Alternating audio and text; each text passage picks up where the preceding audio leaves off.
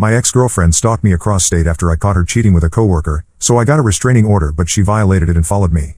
Then she got arrested. I'm posting this because I need advice on how to handle a situation that's getting out of control. My ex-girlfriend has been following me and showing up places where I live now, even though I moved to a different state to get away from her. I met Jessica, 27F, at a marketing conference in Chicago 2 years ago. I'm Mike, 31M, and I work in digital advertising. She worked for a competing agency but we hit it off immediately during one of those networking happy hours. We exchanged numbers and started texting constantly. Within a month, she had transferred to my company's Chicago office. The first 6 months were incredible. We spent every weekend together exploring the city. She would surprise me with tickets to Cubs games or reservations at restaurants I mentioned wanting to try. I introduced her to my family during Thanksgiving, and my mom still asks about her. Jessica had this way of making everyone around her laugh. She could walk into a room and within minutes have complete strangers sharing their life stories with her. But there were warning signs I ignored. She would get upset if I made plans with friends without including her. When my college roommate visited for a weekend, she insisted on joining us for everything, even when he clearly wanted just guy time. She would scroll through my phone when I was in the shower, claiming she was just checking the time or weather. I convinced myself these were normal relationship things. The first major incident happened last spring. I had been working late on a campaign for a major client. The deadline was brutal and I was staying at the office until 9 or 10 every night for 2 weeks. One Thursday, I came home to find Jessica packing a suitcase. She said she couldn't handle dating someone who didn't prioritize their relationship. I tried explaining about the project deadline, but she cut me off.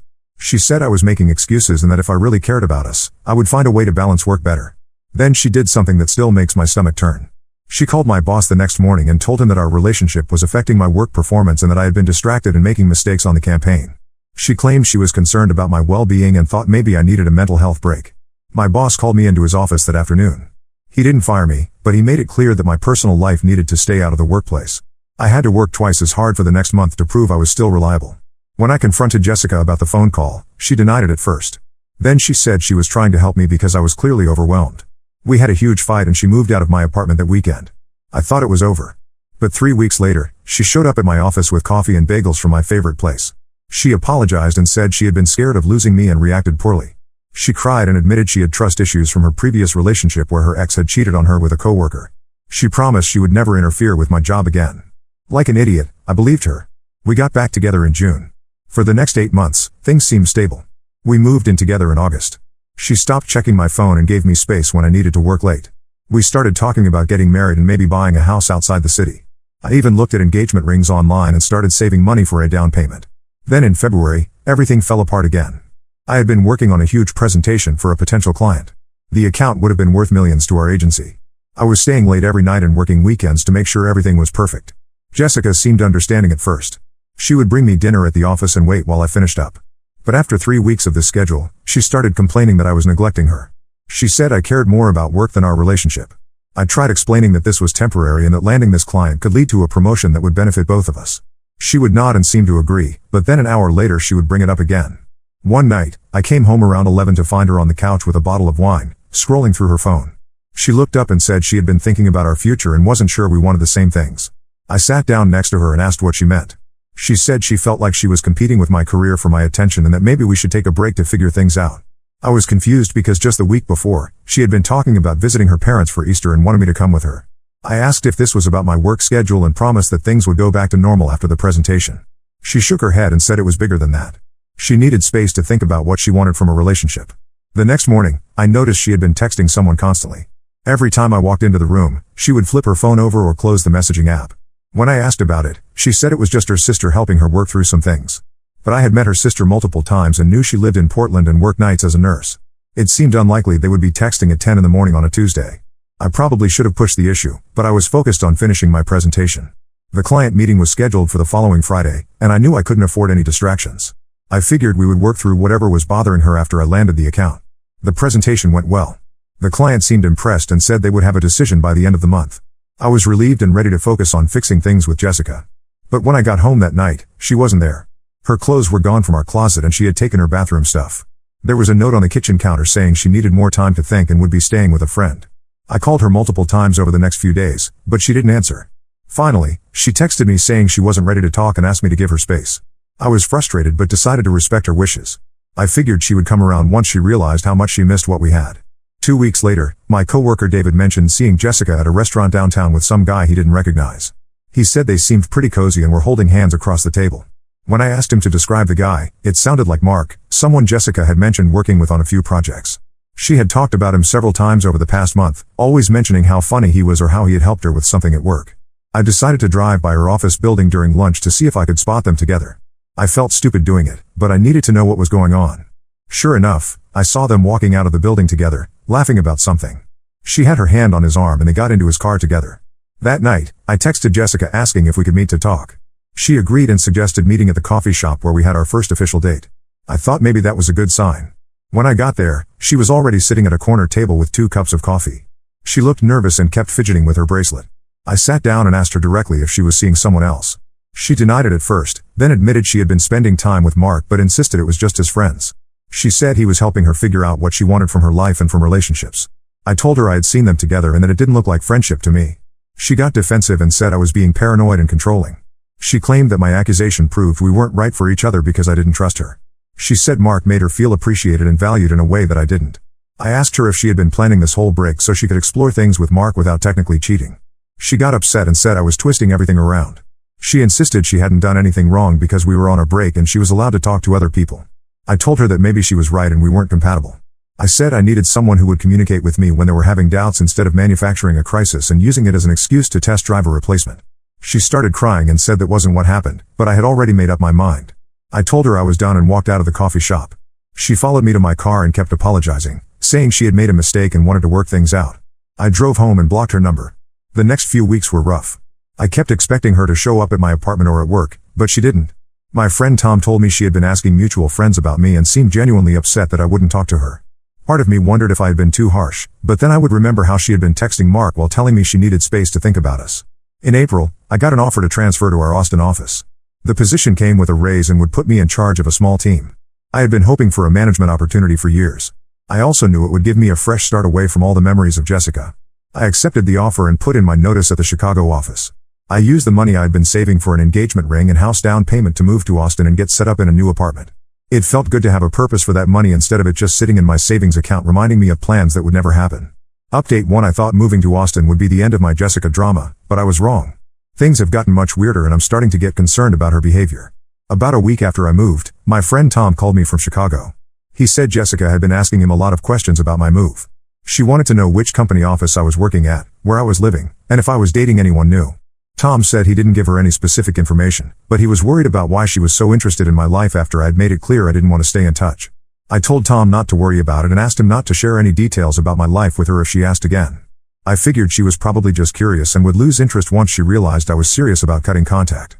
2 weeks later, I was grabbing lunch at a food truck near my office when I got a text from an unknown number. The message said it was Jessica and that she had gotten my new number from Tom.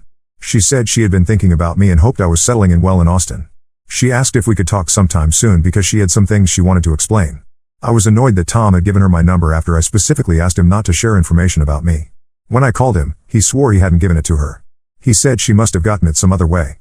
Later, I realized she probably got it from our mutual friend Lisa, who had my new number and didn't know about the situation with Jessica. I decided not to respond to Jessica's text. I figured ignoring her would send a clear message that I wasn't interested in reconnecting. But the texts kept coming. She would send me photos of places in Chicago we used to go together, or screenshots of articles she thought I would find interesting. She never said anything dramatic or demanding, but the constant contact was irritating. After about a week of daily texts, I finally responded telling her to stop contacting me. I said I was trying to move on and her messages were making that difficult. She replied apologizing and saying she understood, but then asked if we could have one conversation to clear the air. I didn't respond. The text stopped for a few days, and I thought that was the end of it. But then last weekend, something happened that really freaked me out. I had plans to meet some coworkers at a bar downtown. It was one of those trendy places with craft cocktails and a rooftop patio. I got there early and was sitting at the bar waiting for everyone else when I felt someone tap my shoulder. I turned around and there was Jessica, smiling and acting like running into me was the most natural thing in the world. She looked different. She had cut her hair shorter and was wearing an outfit I had never seen before. She seemed nervous but was trying to play it cool. She asked how I liked Austin and said she was in town visiting a friend. She suggested we grab a table and catch up while I waited for my coworkers. I was completely caught off guard. I asked her how she had known I would be at that specific bar. She said her friend had recommended it and that running into me was just a coincidence. But Austin is a big city with hundreds of bars and restaurants. The odds of randomly running into someone at the exact place and time they happened to be there seemed pretty slim. I told her I wasn't comfortable talking and that I was meeting people soon. She looked hurt and said she had hoped we could be mature about everything and at least be friendly. She said she wasn't trying to get back together, she just wanted to clear the air between us. I stayed firm and said I didn't think that was a good idea. She nodded and said she understood, but then she lingered for another few minutes making small talk about the bar and asking about my job. Finally, my coworkers showed up and she excused herself. After she left, I couldn't stop thinking about how she had ended up at that bar. I had only decided to meet there a few hours earlier when my coworker suggested it. I hadn't posted about it on social media or mentioned it to anyone who might have told her. The only way she could have known was if she had been following me or watching my apartment to see where I went. The next morning, I checked her social media accounts. Her Instagram showed she had posted a photo from downtown Austin the night before, tagged at a restaurant about 6 blocks from the bar where I saw her. But when I looked at her location history on other posts, she had been in Chicago as recently as 3 days earlier. It seemed like she had made a special trip to Austin specifically to find me. I decided to do some more investigating. I called the restaurant where she had posted the photo and asked if they had a reservation under her name for Saturday night. The hostess confirmed they had, but said the reservation was for one person and she had only stayed for about 30 minutes. That timing would have put her at my bar right around when I arrived. I also noticed she had been liking posts from Austin-based accounts on Instagram, including some from the neighborhood where I live. One of them was from a coffee shop 2 blocks from my apartment that I go to most mornings. She had liked several of their recent posts, which seemed odd for someone who supposedly didn't know the area. When I got to work on Monday, I told my manager about the situation. I didn't go into all the details, but I explained that I had an ex-girlfriend who seemed to be following me and I was concerned about her showing up at the office. He said he would alert security and let the front desk know to call him if anyone came looking for me. I also reached out to my landlord to ask about changing the locks on my apartment. He said he could do it for a fee, but wanted to know why. I gave him a vague explanation about security concerns. He agreed to have the locks changed by the end of the week. I haven't heard from Jessica since the bar incident, but I keep checking over my shoulder when I'm out in public. I've also been varying my routine so I'm not going to the same places at the same times every day. I know it sounds paranoid, but the whole situation has me on edge. I'm not sure what her endgame is. If she wanted to get back together, I would expect her to be more direct about it. But the sneaky way she showed up at the bar and her claim that it was a coincidence makes me think she's trying to manipulate the situation somehow. Maybe she thinks if we keep running into each other accidentally, I'll eventually be willing to talk to her. I'm considering getting a restraining order, but I'm not sure if I have enough evidence yet. She hasn't threatened me or done anything obviously illegal. But the pattern of behavior is definitely concerning, and I don't want it to escalate further. Update 2: the situation with Jessica has gotten much worse. I'm now dealing with legal issues and my family has gotten involved in ways I never expected. About 2 weeks after my last update, Jessica showed up at my apartment. I was coming home from the gym around 7 in the evening when I saw her sitting on the steps outside my building. She stood up when she saw me and started walking toward me. I told her she needed to leave immediately, but she said she had driven all the way from Chicago and just wanted 5 minutes to explain herself. I repeated that she needed to leave and started walking toward my building entrance. She followed me and said she knew I was angry but that I wasn't giving her a chance to apologize properly. I ignored her and went inside, but she caught the door before it closed and followed me into the lobby. At that point, I turned around and told her clearly that if she didn't leave right now, I was going to call the police. She started crying and said she couldn't understand why I was being so cruel to her. She said all she wanted was closure and that I owed her that much after 2 years together. I took out my phone and started dialing 911. She quickly said she was leaving and walked out of the building. I watched through the window as she got into a rental car and drove away. I called the police anyway and filed a report about the incident. The officer who took my statement said they would keep a record of it, but there wasn't much they could do unless she came back or threatened me directly. I thought that would be the end of it, but I was wrong again. 3 days later, I got a call at work from my mom. She was upset and confused. She said Jessica had called her that morning, crying and asking for help. Jessica told my mom that we had broken up because of a misunderstanding and that I was refusing to talk to her. She asked my mom to convince me to give her another chance. My mom said she told Jessica that our relationship was none of her business and that she shouldn't be calling our family. But Jessica kept calling back throughout the day. She called my mom's work number, my dad's cell phone, and even my sister's apartment. She told each of them a slightly different version of our breakup story, always painting herself as the victim who just wanted to make things right. By evening, Jessica had also found my grandparents' phone number and called them. My grandmother, who is 83 and doesn't understand modern dating very well, was completely confused by the call. Jessica told her that I was depressed and isolating myself from people who cared about me. She said she was worried about my mental health and asked my grandmother to convince me to call her. My poor grandmother called my mom in tears, thinking something terrible had happened to me. My mom had to explain the whole situation and assure her that I was fine and that Jessica was lying. My grandmother was embarrassed that she had been fooled and angry that someone had taken advantage of her concern for me.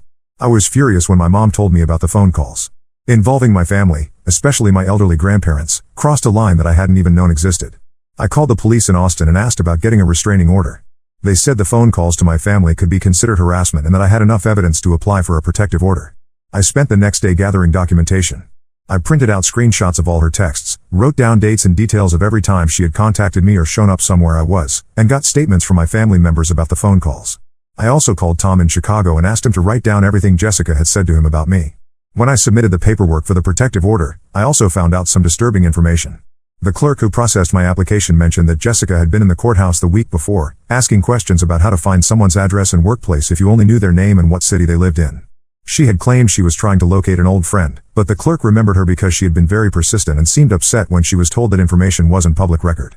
This explained how Jessica had found my apartment and possibly my workplace. She had been actively investigating my life and trying to track down my personal information. The thought of her doing research on me like I was some kind of target made my skin crawl. The protective order was approved within 3 days. It prohibited Jessica from contacting me directly or indirectly, from coming within 500 feet of my home or workplace, and from contacting any of my family members. I was relieved to have legal protection, but I also knew that a piece of paper wouldn't actually stop her if she was determined to keep bothering me. I was right to be concerned. 2 weeks after the protective order was issued, Jessica violated it in a way that showed how far she was willing to go. I was at a work conference in Dallas. Our company had sent several people to attend presentations and network with potential clients. On the second day, I was walking back to my hotel after a dinner event when I noticed someone following me. At first, I thought I was being paranoid, but when I stopped to look in a store window, the person stopped too. When I crossed the street, they crossed behind me. I ducked into a hotel lobby and waited by the elevator bank where I could see the entrance. After a few minutes, Jessica walked in. She looked around the lobby like she was searching for someone, then pulled out her phone and started typing. A few seconds later, my phone buzzed with a text from the same unknown number she had used before. The message said she knew I was in Dallas and wanted to meet for coffee to discuss the protective order. I was amazed that she had not only figured out I was in Dallas, but had managed to track me to the specific hotel where I was staying. I called the police from the hotel lobby and reported that someone with a restraining order against them was following me. The officer who responded said they would look into it, but Jessica was gone by the time they arrived. The next morning, I got a call from my lawyer in Austin. Jessica had contacted his office and claimed that the protective order was based on false information. She said she wanted to contest it and requested a hearing. My lawyer said this was her legal right, but warned me that it meant I would have to face her in court and that she would be allowed to present her side of the story. I was dreading the court hearing, but it turned out to be the best thing that could have happened. Jessica showed up with a folder full of printed emails, text messages, and social media posts. She claimed these proved that I had been leading her on and that she had a right to try to contact me. But when the judge looked through her evidence, it became clear that most of it was completely fabricated. She had created fake text conversations that showed me asking her to visit me in Austin. She had printed emails that were supposedly for me, but when my lawyer checked the metadata, they had been created on her computer the day before the hearing. Most disturbing was a social media post she claimed I had written about missing her. But when the judge asked me to log into my account in court, the post wasn't there. Jessica had somehow created a fake version of my profile and used it to make a post that supported her story. The judge was not impressed. He extended the protective order for a full year and added additional restrictions. Jessica was now prohibited from creating fake social media accounts, from hiring anyone to contact me on her behalf, and from traveling to Austin without permission from the court. He also ordered her to surrender her passport to prevent her from leaving the country to avoid the order. As Jessica was leaving the courthouse, she walked past me and said quietly that this wasn't over. My lawyer heard her and immediately reported the comment to the bailiff. Jessica was brought back into the courtroom and given a formal warning about violating the protective order with threats. I thought that would finally be the end of it, but Jessica's behavior had already caused damage that couldn't be undone. My family was shaken by her phone calls and worried about my safety. My work colleagues who had been at the Dallas conference were asking questions about why police had come to our hotel. I had to explain the situation to my manager, which was embarrassing and made me worry about how it might affect my career. I also found out that Jessica had been contacting people from my past, trying to gather information about me. She had reached out to my college friends, former coworkers, and even my high school girlfriend. She told each of them that she was planning a surprise for me and needed help tracking down my current contact information. Fortunately, most of them were smart enough not to give her anything, but the fact that she had gone to those lengths was terrifying. Update 3: I'm writing this final update because the situation with Jessica has finally come to an end, though not in a way I expected. For about a month after the court hearing, things were quiet. Jessica didn't contact me directly, and I didn't see any signs that she was still trying to track my movements. I started to relax and thought maybe the extended protective order and the judge's stern warnings had finally gotten through to her. But then I got a call from Detective Rodriguez with the Austin Police Department. He said they had been contacted by police in Chicago about Jessica's behavior. Apparently, after the court hearing, she had returned to Chicago and immediately started harassing her coworker Mark, the guy she had been seeing when we broke up. According to the Chicago police, Jessica had been showing up at Mark's apartment and workplace, demanding that he explain why their relationship had ended. She had been sending him dozens of texts per day and calling him at all hours. When Mark blocked her number, she started using different phones and fake numbers to continue contacting him. The situation escalated when Jessica broke into Mark's apartment while he was at work. She didn't steal anything, but she had rearranged his furniture and left a note saying she knew he still had feelings for her and that they needed to talk. Mark came home to find his locks had been tampered with and called the police immediately. When Chicago police arrested Jessica for breaking and entering, they found something concerning in her car. She had printed maps of Austin with my apartment building, my office, and several places I regularly went marked with red circles. She also had a folder with photos of me that had been taken without my knowledge, including some that showed me walking to my car and entering my building. Detective Rodriguez said the Chicago police had shared this information because it showed Jessica was still actively planning to violate the protective order I had against her. He said they were upgrading the charges against her to include stalking across state lines, which was a federal crime. The detective also told me something that made my stomach turn. When they searched Jessica's apartment in Chicago, they found she had been keeping detailed logs of my daily routine. She had somehow figured out what time I went to work, when I went to the gym, where I bought groceries, and even what coffee shop I stopped at most mornings. She had been gathering this information for weeks, possibly by paying someone in Austin to watch me or by hacking into my social media accounts to track my location. They also found evidence that she had been researching how to change her appearance and identity. She had looked up information about getting fake IDs, changing her hair color and style, and even how to alter her voice. The police believed she was planning to show up in Austin again, but disguised so I wouldn't recognize her immediately. This discovery led to additional charges against Jessica. She was now facing federal stalking charges, breaking and entering, identity fraud for the fake social media accounts, and violation of a protective order.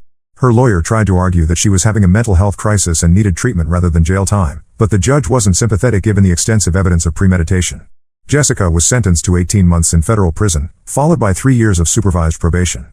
The terms of her probation include mandatory counseling, no contact with me or my family, and restrictions on her internet usage and social media accounts. But the most significant development came from an unexpected source. Mark, the coworker Jessica had been involved with during our breakup, reached out to me through my lawyer. He wanted to apologize and share information about what Jessica had told him about our relationship. According to Mark, Jessica had lied to him about almost everything. She had told him that I was emotionally abusive and controlling, and that I had cheated on her multiple times. She said I had threatened her when she tried to break up with me and that she was afraid of what I might do if I found out about their relationship. Mark said he now realized that Jessica had been manipulating him the same way she had manipulated our relationship. She had created drama and conflict where none existed, then used the chaos as an excuse to justify her behavior. He said she had done similar things to him, including showing up at his workplace unannounced and going through his personal belongings when he wasn't home. Most importantly, Mark confirmed something I had suspected but couldn't prove. Jessica had been planning to leave me for him long before she asked for a break. She had been setting up the new relationship while still living with me, then manufactured a crisis in our relationship to give herself an excuse to explore other options without technically cheating. Mark also revealed that Jessica had told him about my work schedule and presentation deadlines. She had been keeping track of when I would be busy and unavailable, then used those times to meet with Mark and plan their relationship. She had actually hoped I would be too distracted with work to notice the changes in her behavior. This information was both validating and disturbing. It confirmed that my instincts about her behavior had been correct, but it also showed how calculated and manipulative she had been throughout our entire relationship. The legal resolution brought me some peace of mind, but the experience changed how I approach relationships and trust. I'm more cautious about sharing personal information and location details on social media. I've also learned to trust my instincts when something feels off, rather than giving people the benefit of the doubt when their actions don't match their words. My family has recovered from the stress of Jessica's phone calls, though my grandmother still asks about the situation occasionally. My coworkers have stopped asking questions about what happened in Dallas, and my manager has been supportive throughout the whole process. I haven't started dating anyone new yet. The experience with Jessica made me realize I need to work on recognizing red flags earlier in relationships. I also want to make sure I'm completely past this situation before I involve someone else in my life. Jessica will be in prison for the next 1.5 years, and after that, she'll be prohibited from contacting me for 3 more years. I hope that gives her enough time to get the help she needs and move on with her life. I also hope it gives me enough time to fully put this chapter behind me and focus on building a healthier future. The whole experience taught me that sometimes the people we think we know best are actually strangers, and that love doesn't excuse or justify stalking, manipulation, or harassment. I'm grateful for the support of my family, friends, and the legal system in helping me get through this situation safely. Now let's move to the next story. Story 2. I caught my sister cheating the day of her wedding and kept it secret. Months later, I told her husband and my entire family turned against me. I never thought I'd be writing this, but I'm still in shock about what happened at my sister's wedding last weekend. I'm Sean, 29M, and my sister Sarah, 27F, was getting married to her fiancé Shane, 28M. They'd been together for 3 years, and I was thrilled for them. Shane seemed like a great guy, and he made Sarah happier than I'd ever seen her. To give you some background, Sarah and I have always been close. We grew up in a small town in Ohio, where everyone knew everyone else's business. Our parents, both teachers, instilled in us the importance of honesty and family. Sarah was always the more outgoing one, involved in every school club and activity, while I was quieter, more focused on my studies. Despite our differences, we always had each other's backs. When Sarah met Shane at a mutual friend's barbecue 3 years ago, I could tell it was different from her previous relationships. Shane was kind, funny, and shared Sarah's love for adventure. They clicked instantly, and within 6 months, they were talking about moving in together. I remember helping them move into their first apartment, a tiny one-bedroom place that barely fit their combined possessions. But they were so happy, it didn't matter that they had to squeeze past each other in the narrow hallway. As the bride's brother, I was heavily involved in the wedding planning. Sarah asked me to be her man of honor, a role I was honored to accept. I helped with everything from venue selection to taste testing cakes. Shane appreciated my involvement too, often joking that he was glad to have a man on the inside to help navigate all the wedding chaos. The months leading up to the wedding were a whirlwind of activity. Sarah and Shane decided on a romantic outdoor ceremony at a local vineyard. I spent countless hours helping them choose everything from the perfect shade of blue for the bridesmaids' dresses to the right mix of flowers for the centerpieces. It was exhausting, but seeing how happy it made Sarah made it all worth it. The day before the wedding, I was running around making sure all the last-minute details were in order. I checked on the flowers, made sure the DJ had the right playlist, and even helped some out-of-town guests find their hotel. Everything was going smoothly, and I was feeling pretty proud of myself. That evening, we had a small rehearsal dinner at our parents' house. It was a casual affair, just close family and the wedding party. Sarah and Shane were glowing with happiness, stealing kisses when they thought no one was looking. Our mom made her famous lasagna, and we all sat around sharing stories and laughing. It felt like the perfect start to what should have been the happiest weekend of Sarah's life. The morning of the wedding arrived, and I woke up early to start getting things ready. I helped set up the ceremony space, checked in with the catering staff, and made sure the groomsmen knew where they needed to be. As the guests started arriving, I felt a mix of excitement and nerves. This was it, my little sister was getting married. About an hour before the ceremony was set to begin, my mom asked me to check on Sarah. I knocked on the door of the bridal suite, and when I entered, I found Sarah sitting alone, still in her robe. Her hair and makeup were done, but she hadn't put on her dress yet. I immediately sensed something was wrong. "Hey, what's going on?" I asked, sitting down next to her. "You're not dressed yet. Is everything okay?" Sarah looked at me with tears in her eyes. "I don't know if I can do this, Sean," she whispered. I was shocked. Sarah had been so excited about the wedding, counting down the days for months. "What do you mean? Are you just feeling nervous?" She shook her head. "It's not just nerves. I think I made a mistake." My heart sank. "What kind of mistake?" Sarah took a deep breath and said, "I slept with someone else last night." I felt like the world had stopped spinning. "What? Who? When?" She started crying harder. "It was at my bachelorette party last weekend. You remember Tom, 29M, my ex from college? He was bartending at the club we went to. We started talking, and one thing led to another. I couldn't believe what I was hearing. Sarah and Tom had dated for 2 years in college, and their breakup had been messy. Tom had cheated on Sarah with her roommate, leaving her heartbroken. It had taken her months to get over him, and I thought she was long past those feelings. "Does Shane know?" I asked, already dreading the answer. Sarah shook her head. "I haven't told him.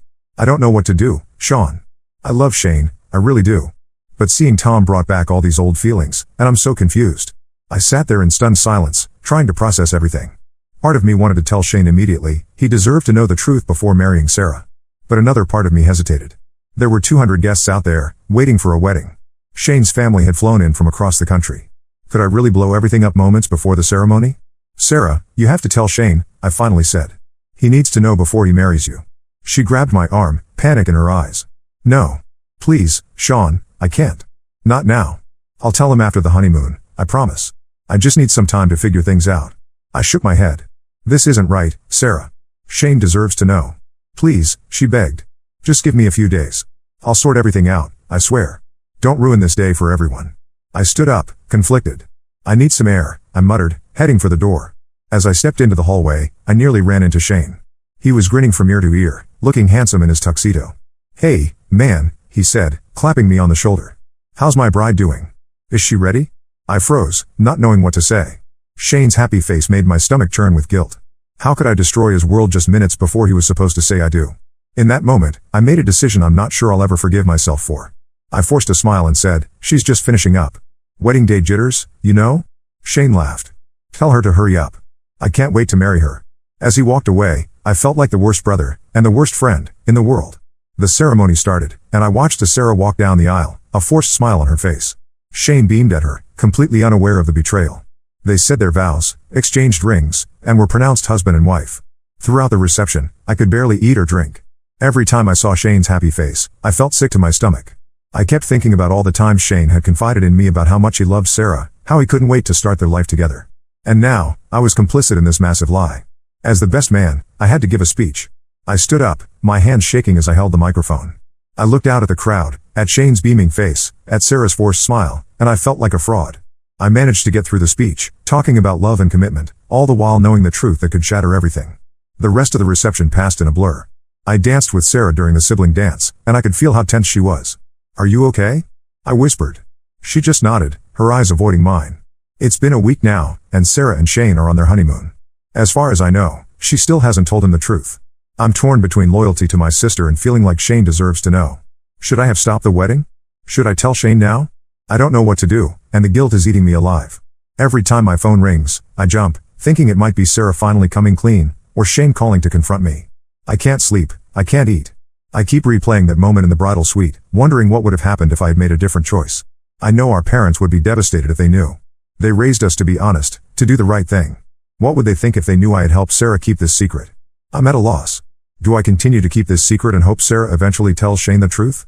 Or do I take matters into my own hands and tell Shane myself? Either way, I feel like I'm betraying someone I care about. How did I end up in this impossible situation? Update 1. It's been a month since my last post, and a lot has happened. I appreciate all the advice and support from everyone who commented. I've been grappling with this situation, and I finally decided I couldn't keep quiet any longer. 2 weeks ago, Sarah and Shane returned from their honeymoon. They seemed happy, posting pictures of their trip on social media and gushing about married life. I tried to give Sarah the benefit of the doubt, hoping she had told Shane the truth as she promised. I invited Sarah out for coffee, determined to find out if she had come clean. We met at the little cafe where we used to study together in high school. As soon as I saw her, I could tell something was off. She seemed nervous and fidgety, nothing like her usual confident self. "So," I said, trying to keep my voice calm, "how was the honeymoon?" Sarah smiled, but it didn't reach her eyes. "It was great. Shane and I had an amazing time. We went snorkeling, tried all these exotic foods." I let her ramble on for a bit, describing their adventures. But I couldn't shake the feeling that something was wrong. Finally, I took a deep breath and asked the question that had been eating at me for weeks. "Did you tell him?" Her face fell, and I knew the answer before she spoke. "I couldn't do it, Sean. We were having such a wonderful time, and I couldn't bring myself to ruin everything." I felt a surge of anger. "Sarah, you promised. Shane deserves to know the truth." She started crying, mascara running down her cheeks. I know. But I love him so much. It was a stupid mistake, and it will never happen again. Can't we just forget about it?" I shook my head. "No, we can't. This isn't fair to Shane, and it's not fair to me to keep this secret." Sarah begged me not to say anything, but I knew I couldn't stay silent any longer. I told her she had 24 hours to tell Shane herself, or I would do it. The next day was one of the longest of my life. I kept checking my phone, hoping to hear from Sarah or Shane. But as the hours ticked by, there was nothing but silence. Finally, just as I was about to call Shane myself, my phone rang. It was Shane. His voice was shaky, and I could tell he had been crying. "Is it true?" he asked. "Did Sarah really cheat on me?" My heart sank. "Yes," I said quietly. "I'm so sorry, Shane." He was silent for a long moment. Then he asked, "Did you know? Before the wedding?" I couldn't lie to him. "Yes," I admitted. "Sarah told me the morning of the wedding. I'm sorry I didn't tell you then. I made a terrible mistake." Shane's voice turned cold. "You're right. You did make a mistake. Both of you betrayed me." He hung up, and I felt awful. I knew I had done the right thing by telling the truth, but I also knew I had waited far too long. Over the next few days, I tried to reach out to both Sarah and Shane, but neither of them would respond to my calls or messages. I heard through family that Shane had moved out of their apartment and was staying with a friend. Sarah finally called me a week later, sobbing. She said Shane was filing for an annulment and wanted nothing to do with her. She blamed me for ruining her marriage. "You should have kept your mouth shut," she yelled. "We could have worked through this." I tried to reason with her. "Sarah, this is not my fault. You're the one who cheated, and you're the one who lied. Shane deserved to know the truth." She hung up on me, and we haven't spoken since. The fallout has been intense. Our parents are devastated, trying to understand how everything fell apart so quickly. They don't know the full story yet. Sarah hasn't told them about the cheating, and I'm not sure it's my place to do so. Shane's family is furious. His sister, who I had become friends with during the wedding planning, sent me a scathing message accusing me of ruining her brother's life.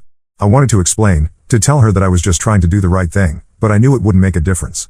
I'm still struggling with guilt over not speaking up sooner, but I know I did the right thing in the end. Shane didn't deserve to be lied to, and living with that secret was tearing me apart. I've been replaying the events of the past month in my head, wondering if there was anything I could have done differently. Should I have told Shane the moment Sarah confessed to me? Should I have stopped the wedding? Or was telling him now, even though it was late, still the best option?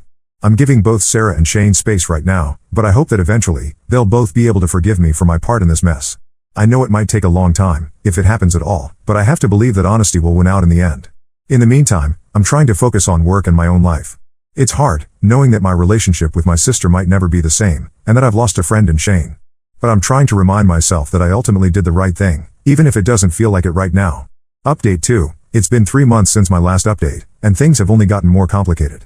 I thought telling the truth would make everything better, but it seems to have caused even more problems. Shane went through with the annulment, and it was finalized about a month ago.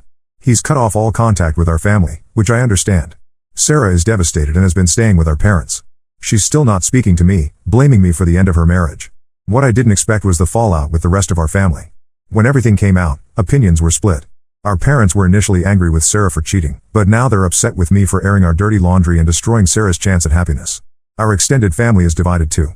Some relatives think I did the right thing by telling Shane the truth, while others believe I should have kept quiet and let Sarah and Shane work things out on their own.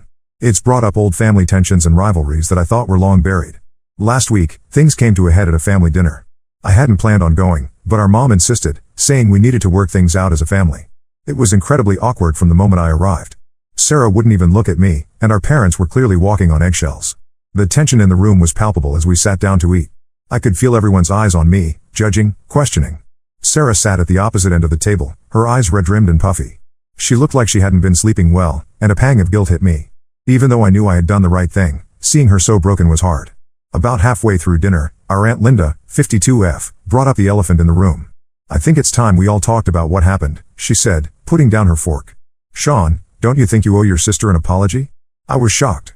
An apology? For telling the truth? Sarah finally looked at me, her eyes full of anger. You ruined my life, Sean. Shane and I could have worked through this if you had just kept your mouth shut. I couldn't believe what I was hearing. Sarah, you cheated on Shane. You lied to him. How is any of this my fault? Our mom jumped in, her voice strained. Sean, sometimes it's better to keep family matters private. You didn't have to tell Shane. Sarah made a mistake, but she deserves a chance to be happy. I stood up, my chair scraping loudly against the floor. I can't believe what I'm hearing. Sarah cheats on her fiancé, lies about it, and somehow I'm the bad guy for telling the truth? This is insane. Our dad tried to calm things down. Now, let's all take a deep breath. We're family, we should be supporting each other, not fighting. But it was too late. Years of family dynamics and unspoken tensions came bubbling to the surface. Our cousin Mark, 35M, chimed in, you always were a goody two-shoes, Sean. Always had to do the right thing, didn't you? I left the dinner, ignoring my family's calls for me to come back. Since then, I've been avoiding their calls and messages. I know I did the right thing by telling Shane the truth, but now I feel I know I did the right thing by telling Shane the truth, but now I feel like I've lost my entire family in the process. The days following the disastrous family dinner have been lonely. I've thrown myself into work, staying late at the office just to avoid going home to an empty apartment. My friends have been supportive, but they don't fully understand the complexity of the situation. I'm starting to wonder if I should have just kept quiet and let Sarah and Shane figure things out on their own. But then I think about how unfair that would have been to Shane, and I know I couldn't have lived with myself if I had stayed silent. I've tried reaching out to Shane, hoping to at least salvage our friendship, but he's made it clear he wants nothing to do with me or my family. I can't blame him, but it hurts to lose someone I considered a brother. Sarah has been posting cryptic messages on social media, hinting at her pain and struggles. Part of me wants to reach out to her, to try and mend our relationship, but I'm not sure she's ready to hear from me yet. Our parents have been leaving voicemails, alternating between guilt-tripping me and pleading with me to come home and work things out. I'm not sure how to move forward with them when they seem unable to understand why I did what I did. I'm at a loss for what to do now. I don't want to lose my family, but I also can't pretend that what Sarah did was okay. How do I move forward from here? How do I balance my principles with my desire to maintain family relationships? Is there any way to make this right, or have I irreparably damaged my family ties by choosing honesty over loyalty? Update 3. It's been 6 months since my last update, and I wanted to share some final thoughts on this whole situation. The past half year has been a roller coaster of emotions, but I feel like I'm finally starting to find some peace with everything that's happened. After the disastrous family dinner, I decided to take a step back from my family for a while. I needed time to process everything and figure out where I stood. During this time, I focused on my work and spent time with friends who supported me. I even started seeing a therapist to help me work through my feelings of guilt and confusion. About 2 months ago, I ran into Shane at a local coffee shop. It was awkward at first, but we ended up talking for over an hour. He thanked me for telling him the truth, even though it was painful. He said he was glad he found out when he did, rather than years down the line when they might have had kids or built a life together. Shane's words helped me feel more confident in my decision to tell the truth. It reinforced that even though the aftermath was difficult, it was the right thing to do. As for my family, things are slowly improving. Sarah reached out to me about a month ago. We met for coffee, and for the first time since the wedding, we really talked. She apologized for blaming me and admitted that she was wrong to cheat on Shane and lie about it. She's been going to therapy too, working on understanding why she made the choices she did. We're not back to where we were before, but we're talking again, which is a start. My parents have also come around. They apologized for pressuring me to keep quiet and acknowledged that Shane deserved to know the truth. We had a long, emotional conversation where we all expressed our feelings openly. It was hard, but it felt like a necessary step in healing our family relationships. We're working on rebuilding our trust and understanding, but it's going to take time. This whole experience has taught me a lot about the importance of honesty and integrity, even when it's difficult. I've learned that sometimes doing the right thing can have painful consequences, but in the long run, it's always better than living with a lie. I've also learned the importance of setting boundaries, even with family. I love my family, but I've realized that I need to stay true to my own values and principles, even if that sometimes puts me at odds with them. As for Shane, we're not close friends anymore, but we're on good terms. He's started dating someone new, and I'm genuinely happy for him. Sarah is still single, focusing on herself and her career. She seems happier and more grounded than she has in years. I'm grateful for all the support and advice I've received throughout this journey. It's been a tough road, but I'm hopeful that my family and I can move forward and learn from this experience. I know there will still be tough days ahead, but I feel better equipped to handle them now. To anyone out there facing a similar dilemma, I would say this: always choose honesty, even when it's hard. The short-term pain is worth the long-term peace of mind. And remember, it's okay to prioritize your own mental health and well-being, even if it means stepping back from family for a while.